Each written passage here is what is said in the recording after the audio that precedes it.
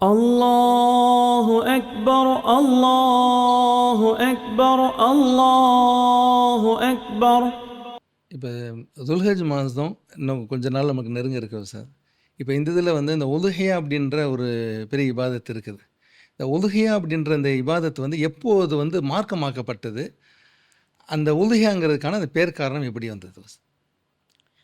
உலுஹியா அப்படிங்கிற வணக்கம் ஹிஜ்ரி 2ஆம் ஆண்டு மார்க்கமாக்கப்பட்டது. கண்மணி நாயகம் ஸல்லல்லாஹு அலைஹி வஸல்லம் அவர்கள் மக்காவிலிருந்து மதீனா நகரம் ஹிஜ்ரத்து போனாங்கல்ல, அந்த ஹிஜ்ரத்து போய் 2வது வருஷத்தில் தான் உலுஹியா அமலாக்கப்பட்டது.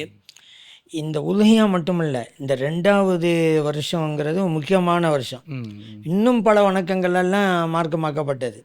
ஜகாத், அதே போல் ஃபித்ரா தர்மம், சதகத்துல் ஃபித்ர், நோன்பு, பெருநாள் தொழுகைகள், ஹஜ்ஜு பெருநாள் தொழுகை, நோன்பு பெருநாள் தொழுகை, இது எல்லாமே மார்க்கமாக்கப்பட்டது ஹிஜ்ரி 2ஆம் வருஷத்தில் தான்.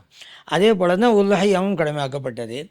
இதுக்கு ஏன் உலுஹியா அப்படின்ற பேர் வந்துச்சு அப்படின்னு கேட்டால், பெருநாள் தினத்தன்று இந்த வணக்கத்தை கொடுக்க ஆரம்பிக்கிறோம் பாருங்க, அது லுஹா தொழுகையினுடைய நேரம்.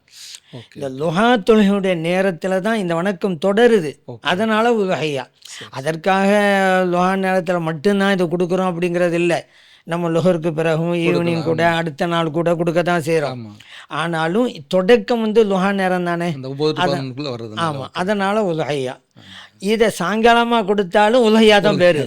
இப்போ சாயங்காலமாக கொடுத்துட்டோம், லுஹா நேரம் இல்லைன்னு வேறு பேரை கொடுக்க முடியாது.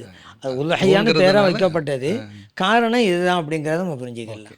அல்லாஹு அக்பர் அல்லாஹு அக்பர் அல்லாஹு அக்பர்.